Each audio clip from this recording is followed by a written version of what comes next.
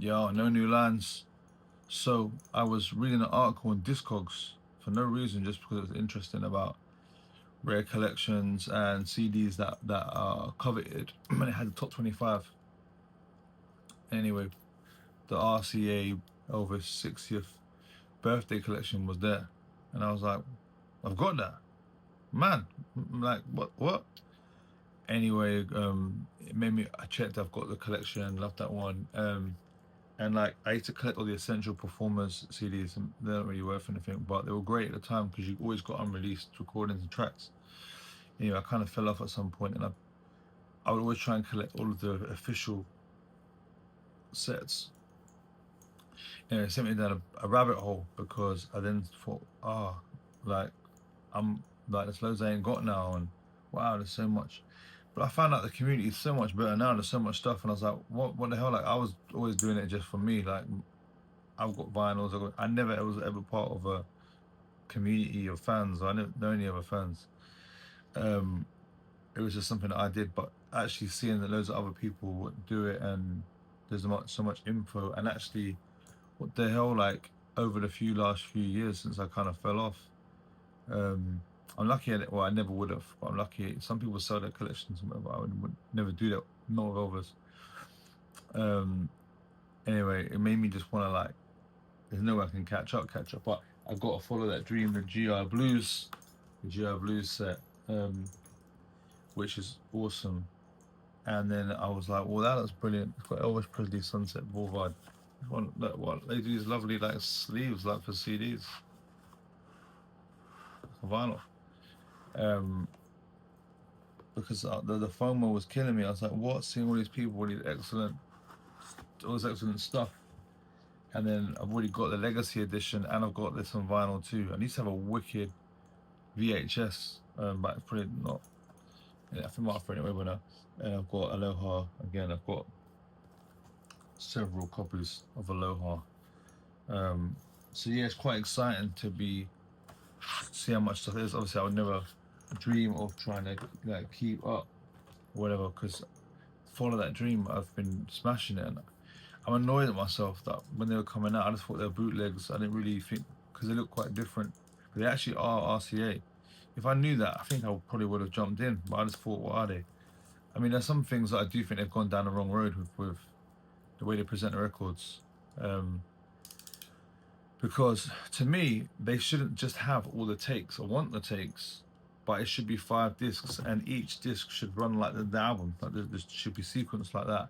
But it's loads of different takes, like whatever the order it is for the other version, but run like the album, and then anything left over, it could just be like, no, that's how it should be, and anything over, because there's multiple takes, it should just be on the last disc, so that you can actually listen to all the versions, but it always runs like an album. I find it strange that they put all of the takes of the one song together, so when you're listening, you are just listening to the same, and it does tell a bit of a story. You hear Elvis talking about, who got it wrong, he got it wrong, or he's tired or whatever, but I don't know how they get that so wrong, because that would be good for collectors, and that would be good for music fans as well. But the truth is, to jump in on FTD as a new fan is very difficult, because it's quite confusing about how you're supposed to listen. Yeah, anyway, that's just my 2 pence. But I'm going to open this. This is a wicked cover. Seen some okay reviews for this album, but to be honest, like when it comes to, as I say, I've never ever really been part of a crowd or anything with it. I've just always something I just did, so it doesn't really bother me. If I enjoy it, it's fine.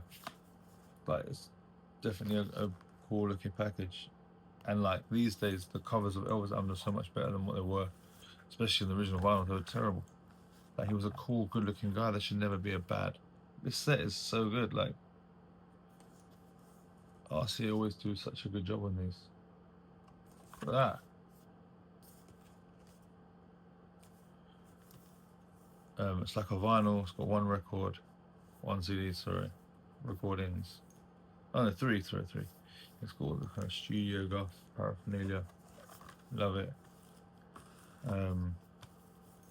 There's 3 discs. I think there's 2 on there. it's beautiful. Pure 70s. It's got a wicked booklet, which I will listen to the album and I will read. Where do I go from here? Yeah, like I like these. These are all from a video that I think is on Elvis on tour, and there are now clips online that are not on. I like the epic film, but there's actually footage that we know exists, bootleg, that they did not put in the film. That's actually good quality. They could have used, well, they could have cleaned it up manually. They could use AI to clean it up, but just not let it add anything. Just clean it up. You can do that. But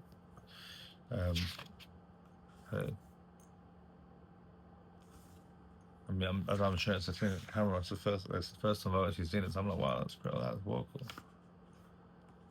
It's funny how his look changed drastically over his whole life, but in the 70s, he had ups and downs, as we all do. And I do think that is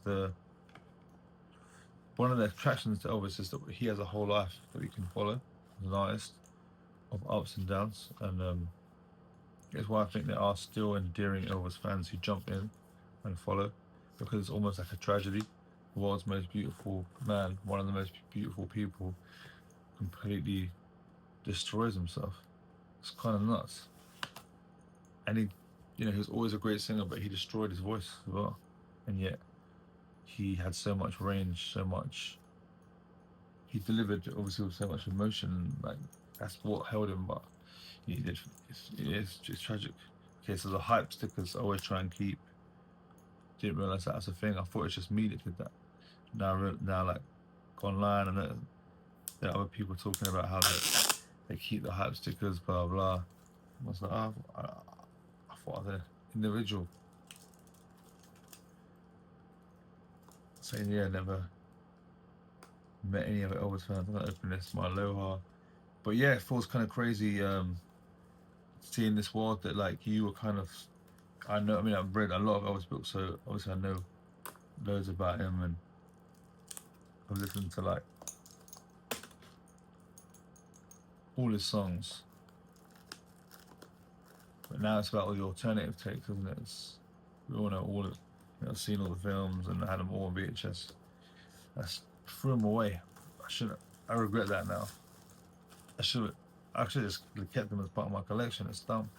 I was making space, blah blah. I've listened to this album so many times. It's finally my favorite song, I think, on it is CC Rider.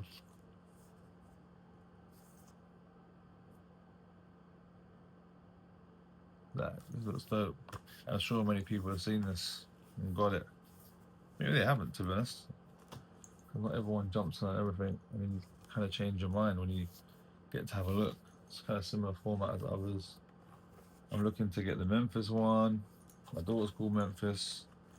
I'm surprised I didn't buy that first, to be honest. But yeah, I can't wait to jump into these. I'm even thinking of just getting a decent CD hi-fi so that I can actually play them back that way. Because right now I'm scanning into iTunes that way, which is quite long and old school as well. But yeah, it feels kind of man. Oh, that's pretty cool. That's a Blu-ray of the film. I mean, you know what? I've actually got the DVD box set of this as well. So I've got many. I should do a video out of all my different versions of Aloha. And just do a day where I just watch every one and then feed back which one is better. Because the last time I took a break at Elvis. When I was on break, I was insane. I got an incredible Elvis guitar as well, the J2000 Elvis version.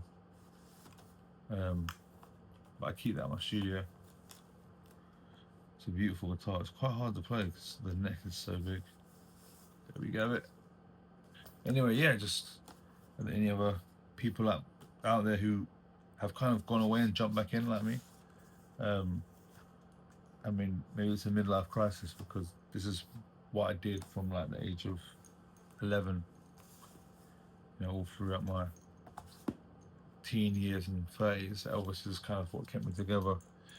Gave me a, don't know, there's just so much there. The live music, his story, um, the films, like so much. Yeah, just so much music. It's a brilliant thing to be a fandom of when you have your artist. And also I love music generally. I've got loads of other favorite artists and genres that I love. Hip hop as well. It has a similar. Hip hop's interesting because Elvis came from poverty and he was from the projects. He lived in the projects, in St. Lauderdale projects, and used music to tell his story. And was originally, they tried to cancel him. I should make a video about this, but it's interesting that kind of connection of like what drew me towards Elvis. Once I started researching him, I was like, oh my god, not only do I like the music, but what made me a massive fan was like the inspirational aspect. The original Rags to Riches story. Anyway, I feel like I'm actually back. I'm I want to get all the FTDs. I'm not gonna get all of them, but I mean definitely fucking not. They're super expensive, but I'm gonna get a couple. I love reading, so I've got the GI Blues. I'm gonna get King Creole. I don't want to get Charles Rock and Viva too much. If they were like the normal price, I would get them. And they're super expensive at normal price, but fortunately not. And the new Soldier Boy. So now I'm going to be looking at pre-orders. It's kind of nuts, but I'm already, I've already got a big collection anyway. So partly what I'm going to be doing is just listen to what I had. Like, make sure it's good actually to all of a sudden know you've got all this stuff and that you love it. I should do that with other things, my clothes, things like that. I've got a massive clothes collection, and yeah, you don't really need to buy anything new. Sometimes it's already there for you. Anyway, waffling, but I'm back, and I've been checking out all the other Elvis pages. What is there? Bad at remembering, because even the figures I forget what. To me, I just remember the names of them. Mark's Elvis for Everyone channel. He's a decent guy. What else is there? King's Court. That's a good one. What's the other one? There's one that I've been watching quite a lot. I'm bad at names. Oh, Sincerely Elvis Presley. He's a cool guy. 100% Pure Elvis. Richard Crofts, the Elvis Workshop. That's interesting. Yeah, it's just a lot of interesting, cool stuff. And this is just actually, I actually randomly put this on today because it's hot. I like to wear a lot of sleeveless. One, because sun's out, guns out, but I'm just hot all the time, go to the gym, whatever. Anyway, TCB people. Yeah, that's my tattoo. I love that tattoo.